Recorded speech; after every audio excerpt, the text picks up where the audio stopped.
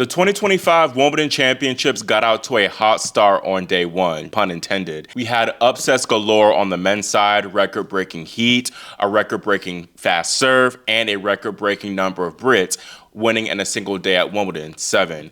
I'm going to discuss everything from the return of baseball keys, plus that controversial call which postponed the Fritz Mpetshi Perricard match. Hello, my name is Christian Basnight, and welcome to Christian's Court, where I cover tennis from all angles. If you have not yet already, make sure you subscribe and click the notification bell so you're notified whenever I post my Day 2 Wimbledon recap video. Hope is getting better. Hope the accent's getting better. I think one of the biggest surprises of the day, if not the biggest surprise of the day, came with Alcaraz, and he didn't even lose, but still it was very shocking to me that he was pushed as hard as he was by Fabio Fognini. The two-time defending champion Alcaraz was tested, to say the least. He prevailed past Fabio Fognini 7-5, 6-7, 7-5, 2-6, 6-1 in 4 hours and 37 minutes. I was really not expecting this match to be this competitive, and I'm not alone in this, I feel. Fabio, he had lost his last 10 tour level main draw matches, and he is ranked 138 in the world. He's like 38 years old and was definitely on his way out, and he announced that this would probably be his final ever Wimbledon tournament.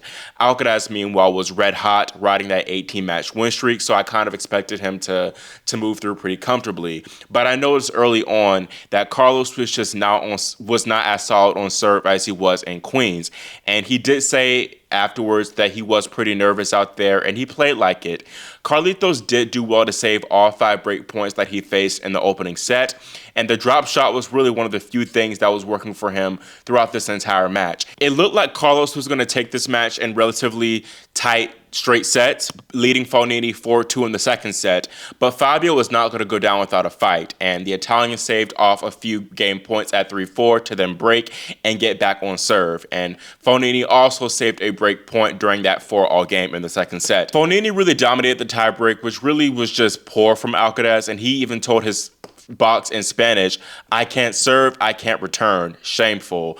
Fognini really just has the type of game style that troubles Alcaraz, and the commentators did a good job of mentioning how it's similar to what Francis Tiafoe did in their third round, I believe, from last year, kind of rushing and taking time away from Carlos and attacking Carlos' second serve early, especially whenever Carlos tried to kick it into his opponent's backhand. And then Fognini is also not afraid to rush and take the net, and he ventured up at net 68 times, and he was pretty successful up there, winning 63% of his net points. Now, I legit thought that Fabio very well could get the upset when he broke first in the third set to go up 2-1, but Alcaraz kind of silenced those thoughts a little bit, breaking back immediately at love. To be honest, Fognini really did have his chances in that third set, and he really could have taken this match in 4 sets if we're being real. He had 3 break points at 3-all, and then he also had a game point at 3-4, but he could not convert. But credit to Fognini for being able to put the disappointment behind him of not clashing in. But credit to Fognini for being able to put that disappointing third set behind him and really dominating the fourth set. It was really a stunning display from the Italian. He won 76% of all of his service points, and he won 50% of his return points, half of them, which doesn't show well on Alcaraz at all, and that just proves how poorly he served in that fourth set especially, and he just was not hitting his spots well at all. Now, Carlitos did a much better job on serve in the final set, landing quality, good first serve, and that enabled him to win 71% of his serve points. There was also a spectator issue at the early part of this third set, and it was a pausing play for about 15 minutes. Spectator apparently passed out, and I think it was due to heat exhaustion or something like that, and it was the hottest opening day in Wimbledon history. It was 90 degrees, and I think the previous record was 84 degrees, and I know this might be a controversial topic, but I really just think it's global warming at play. Like, it's only going to get worse, I feel. So I don't know. That's going to be something we have to kind of think about for the future, but hopefully not in my lifetime. But anyways, in the end, Carlitos just showed why he is the 5-set king, as he is now 14-1 in 5 sets. Fognini Really, what a great farewell Wimbledon for him. This is not only his final Wimbledon, but he admitted in his post-match press conference that this could be his final ever match. And it really explains why he was so emotional. And he said that he ultimately will decide on that in the upcoming days. And I think that will honestly be a perfect way for him to call it a career. He's going out kind of on top, even though he lost this match. It's going to be memorable for him to play like this and test the two-time defending champion, the heavy title favorite, reigning Roland Garros champion as well. So credit to Fognini on a career if he does end up calling it a career after this. Anyways, talking about Carlitos and whether this is a concerning result for him, even though he did win, I don't know. I feel like as far as his form is concerned, I'm not that concerned myself because he is accustomed to not starting out slams as well and then kind of playing his way into form, and he can for sure do that during these championships. But my issue is with him playing just so much tennis in the past few months or so, and his last two slam matches total 10 hours and 6 minutes, and Roland Garros was not that long ago. Not to mention he won Queens, played Queens like not too long ago after Roland Garros, so he really hasn't had a time to kind of reset and recharge. Even though he might be having the confidence and the adrenaline from that win streak, eventually something has got to give. Yes, he is one of the, if not the fittest guy on tour. He's 22 years old, still young, but he's not like immortal. He's human. Next for Alcaraz, he faces 21-year-old British qualifier Oliver Tarvet. And really, Tarvet is a great story. He is the world number 733rd, the lowest ranked man in the tournament, and he had never played a tour level event before this Wimbledon. But he qualified, and now he's into a Wimbledon second round match. Now, this is a life-changing event for him, but it might not pay off literally for him as far as like money is concerned, because he is still a student at the University of San Diego, and he is only eligible to claim about $10,000 of his $135,000 in prize money he would have earned in making the second round at Wimbledon due to NCAA rules. And I feel like that's been a discussion that's been talked about for years and years, and how it's kind of not fair. It really isn't fair when you consider how athletes in other sports like basketball and football make millions from NIL deals, but you can't let him take his well-earned money. That's really not right, but I'm wondering if maybe he'll forego his final year of eligibility. He is a senior at the University of San Diego, and just take the money and go pro. But if he does decide to go back, he's going to be probably the coolest man on campus, because he's going to be playing Carlos Alcaraz on center court. Like, what a moment for him. Talking about other Alcaraz threats for him in his little section, Felix Auger-Aliassime is Carlos's likely third round opponent, and props to him, props to Felix for actually winning a 5-set match at a major. He defeated James Duckworth 6-2, 3-6, 6-7, 6-4, 6-4, and maybe the key for Felix was not going up 2 sets to love. Maybe he intentionally tanked that second and third sets to kind of secure the win. The biggest threat though for Carlos, I think, will be Andrei Rublev, talking about within this little section, and he got a very gritty 6-love, 7-6, 6-7, 7-6 win over Laslo Djere.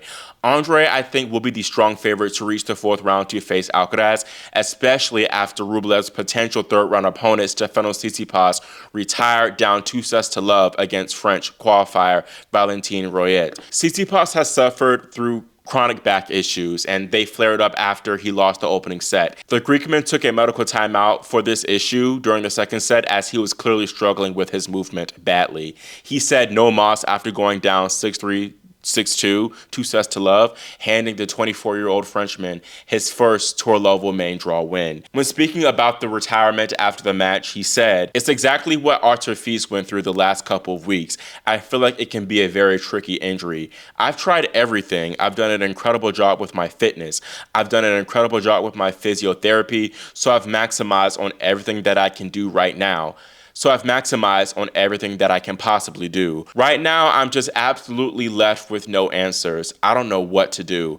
It's probably the most difficult situation that I've ever faced with, because it's an ongoing issue that doesn't seem to be disappearing or fading off as much. Myself as a person, I have a limit at some point, so I'll definitely have to have my final answer on whether I want to do stuff or not in the next couple of months. This is going to be hard, but if I see it going in that trajectory, there is no point in competing. I've talked about about health so many times. If health is not there, then your whole tennis life becomes miserable. Those are really rough statements to hear if you're a Tsitsipas fan. And he's saying openly that if things don't get better for him, he probably will call it a career, maybe by the time that he is 30, because he doesn't want to live through a life of pain, especially playing tennis. And Tsitsipas has dealt with these back issues, at least since the 2023 Nitto ATP Finals, where he retired about 3 games into his round-robin match against Holger Rune. It's crazy, really, that him and his girlfriend, Paula Badosa, suffer through chronic back injuries, and you really got to feel for him, too, because he just had Goran Ivanisevic and was talking about how he was confident about his game leading into this tournament. So I wish him the best, especially after things looked good for him in Dubai winning that title, but now things are not looking that great, and there's a strong possibility that he comes into the U.S. Open unseeded, and we would have never imagined him to be unseeded at a slam in his mid-20s. This is supposed to be like his prime years, and is not giving that at all. Fellow Mouratoglou Academy trainee Holger Rune suffered a somewhat similar situation to Tsitsipas on day one, but I honestly think that Rune's loss was worse. The 8 seed blew a 2-sets-to-love lead against Nicolas Jarry, who ended up winning 4-6, 4-6, 7-5, 6-3, 6-4. That was a big win for the Chilean, as he has struggled all year, and Jarry is currently ranked 143rd in the world, and he was riding a 7-match losing streak in slams. Rune later revealed that he is not at 100%, and he was visited by a trainer when he was down a break in the 4th set, and he said that he was not able to hit his serve and backhand like he was in the opening 2 sets. Holger also pissed off a few people with his post-match statements. He said, "I mean, if I play normal, I'm beating him 9 out of 10 times. With all respect for Nicolas Jarry. Obviously, today didn't make it a lot easier with my knee, but yeah, it was not great." Really, I feel like people are being a bit sensitive with the dragging of Holger. Like, he was getting kind of tore up on Twitter/X. And I think that people, they're kind of selective, because they always say, oh, we want edgy personalities, we want this, we want that, we want players to show more emotion, we want more real players. But Rune is as real as it gets, and when he's real, being himself, it's a problem. So I feel like, again, people are being too sensitive, and that's his truth, that's his statement. I feel like with these type of reactions through the public, like, they're censoring players because they see, oh God, I can't say anything I really want to say, or else I'm going to get ate up. But yeah, it's unfortunate that he's getting ate up. I'm going to stand behind Rune and say that he doesn't deserve the hate. Now, Rune is ranked higher than this man, but the biggest upset to me was 9th ranked Daniil Medvedev falling to 64th ranked Benjamin Bonzi, 7-6, 3-6, 7-6, 6-2. During the match, Medvedev said something around the lines of, why doesn't he play like this every day, win millions, be rich? He decides to do it once a year. So definitely shade being thrown there. But he went on to say in his post-match press conference, I felt that he was playing very well. I felt like I didn't play too bad. So yeah, I don't see how I could do much better. I mean, it's grass, so I could serve better in the tie breaks. But I mean, I was surprised by his level. I know that he can play well. This marks another disappointing slam exit for Medvedev. He is 1-3 at majors this year, as he also lost in the opening round of Roland Garros, and he lost in the second round of the Australian Open. So that means he has lost 3 slam matches in a row. That's the first time that's happened to him in his entire career. And it was a surprise to me, because I thought that Medvedev played well in Halle, making the finals, pushed the eventual champion Bublik in 2 tight sets in that final. He was comfortable at Wimbledon. I mean, he's twice a semifinalist in 2023 and 2024. So, and I had him coming through to the semifinals once again. And I know some people dragged me for that a little bit, but I stand behind that decision. I don't think it was foolish at all. But I mean, maybe he made me look a little foolish, but it is what it is. Medvedev, though, he said that he is not worried about his career right now, and said that he still feels like he can crack the top 10 eventually, and that he doesn't have that many points to defend towards the end of the year. So we'll see. Now he drops down to number 14 in the world. To be honest, I think it might be time for a new coach for Medvedev. I think him and Joe Savata, it's run its course. They had some good times, had some bad times. Right now, it's nothing but bad times for Medi. And I think time's ticking, because He is 29 years old, and I think a lot of his game revolves around his movement. So I think maybe he needs another coach to kind of bring something new to his game and bring other aspects out that can help him have success, because, again, right now, it's not working for him. Now, Taylor Fritz was in that little section with Daniil Medvedev, and he nearly suffered the same exact fate as the Russian. He was down 2-0 against the big serving Giovanni Mpetshi Perricard, and he was trailing 1-5 in the fourth set tiebreaker. I thought for sure Mpetshi Perricard was going to take this win, being up 5-1 in a tiebreaker with the serve that he has, but no doubt he folded.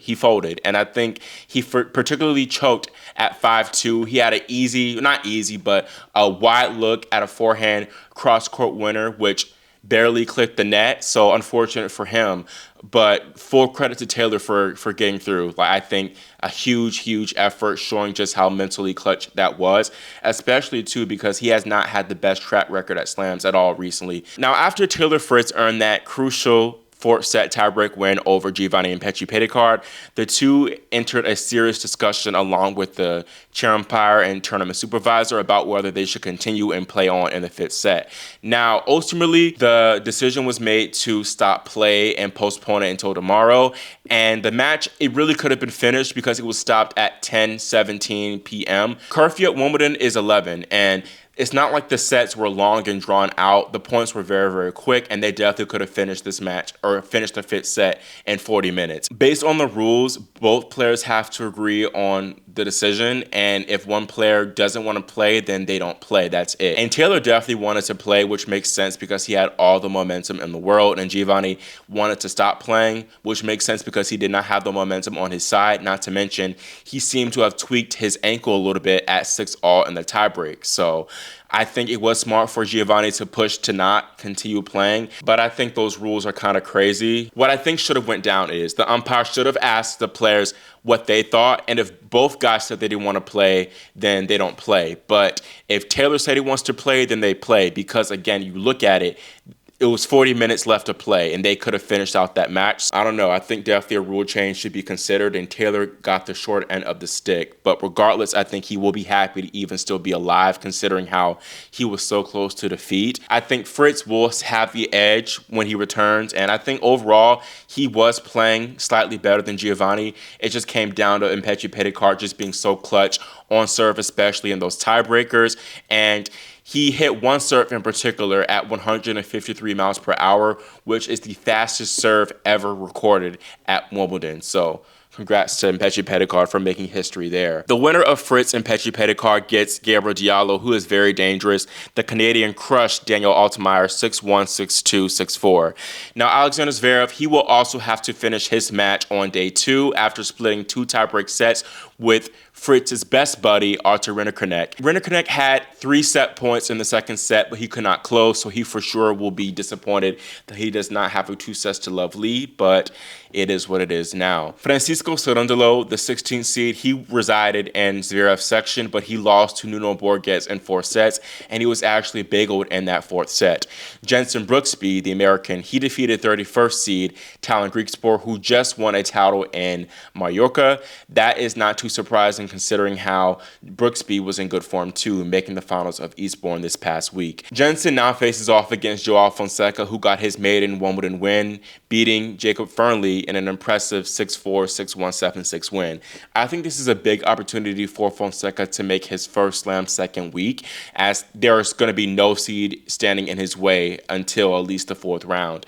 I would love to see a potential Tien Fonseca 3rd round match. Tiafoe Lehečka 3rd round will go hard too, of course. Tiafoe, though, does have a tough 2nd round upcoming against Cam Norrie. Alexei Popyrin, I also got to mention him. He was a seed that fell. He was seeded 20th, and he lost to British wildcard Arthur Ferry in 4 sets. Now, talking about the women's side, I really don't have that much to discuss, as there were not that many women's upsets, and the upsets we did have were not that surprising at all. 3 seeds fell. First, Paula Badosa, the number 9 seed. She was the biggest casualty, losing to Katie Boulter 6-2, 3-6, 6-4. Not a surprise. Boulter is a quality player. She hasn't had her best season, but she's still very dangerous, especially on grass. Meanwhile, Badosa, she had injury question marks coming into this match, although she played solid, but Bocha was just too good in the end. Really just a bad day for Tsitsipas, but on the bright side, they can at least comfort each other now that they're both out of the tournament. Elena Ostapenko, the 20th seed, she lost to Sonia Kartal 7-5, 2-6, 6-2. Kartal hasn't really done that much this year, but still it's not surprising that Ostapenko lost early, as she is prone to early round losses at majors, not to mention she tweaked her ankle a little bit in the Eastbourne tournament against Alex Ayala. 32nd seed McCartney Kessler, who was seeded at a slam for the very first time, she fell to 2023 champion Marketa Vondrousova 6-1, 7-6, and now Vondrousova, she faces off against Emma Raducanu next. The last time those two played on grass, Emma won 6-2, 6-4, and that was in 2021 when Raducanu had her first little breakout run to the fourth round here at Wimbledon, so I will be very, very intrigued to see who comes out on top of that one. Now, reigning Australian Open champion and 6th seed Madison Keys was nearly upset by Elena Gabriela Russa, but she ultimately prevailed 6-7, 7-5, 7-5. I knew from jump Russa would cause problems for Keys because not only did she push Maddie at the Australian Open and in the second round, 7-5 in the third, but she just always tussles, the Romanian does, with a seed at a slam. It's like it's within her to do so. The signs of a three-set slugfest were there in the third game after Keys hit this crazy second serve double fault, just wild. That definitely let us know that baseball Keys was back in action and ready to swing. I really didn't know if Elena Gabriela would finish because she looked in great distress. The commentator said that she does have a condition which causes her to suffer even more in the heat. So props to her for finishing out the match. And she really came close to getting a win, at least in straight sets, because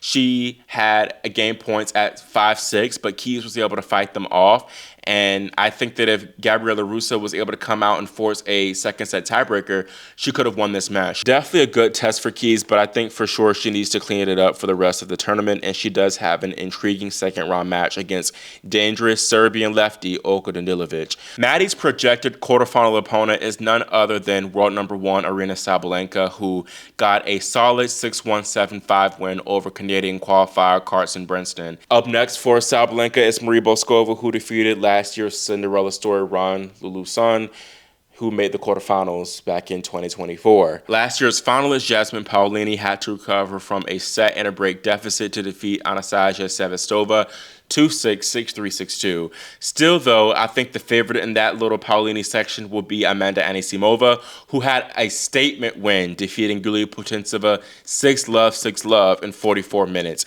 There were rumblings that Putintseva was struggling mentally and was heckled during this match, so my condolences to her if that was the case, but still, that's really a shocking result. Even though Amanda was favored in this match, Putintseva is solid on grass. She made the fourth round last year, beat Iga in the process, so great signs for the American. Naomi Osaka, she got a gritty 6-4, 7-6 victory over Aussie qualifier Tyler Gibson. This one could have been very, very complicated, as Gibson twice served for the set, being up 5-3 and then 6-5 in that second set, but she was broken at love both times when she tried to serve for it.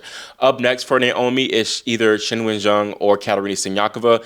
Their match was postponed for day 2 due to just there not being enough time. Now, two-time champion Ons Jabeur had a sad ending to her 2025 Wimbledon tournament.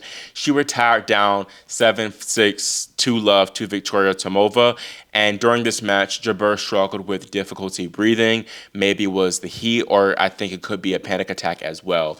And it is a shame because Jabeur had a decent draw considering she was unseeded. It's unfortunate, it's a sad thing because Ons, you know just how much she wanted a slam title, especially at Wimbledon, and she had back-to-back heartbreaking losses in the finals, and it's heartbreaking too because she postponed plans of having a child, and now it's looking like she very well might be towards the end of her career. She is 30 years old, so I don't know just how much more she can take, both physically with her injury issues and to emotionally and mentally. So I wish her all the best, and I hope that she can contend for another big title before she hangs it up. Looking ahead to day 2 and the schedule, we have Alex Ayala and Barbora Krejcikova opening play on center court, followed by the resumption of Zverev and Rinderknecht. Seven-time champ Novak Djokovic will also take the court, followed by reigning Roland Garros winner Coco Gauff, who faces off against dangerous Diana Yastremska.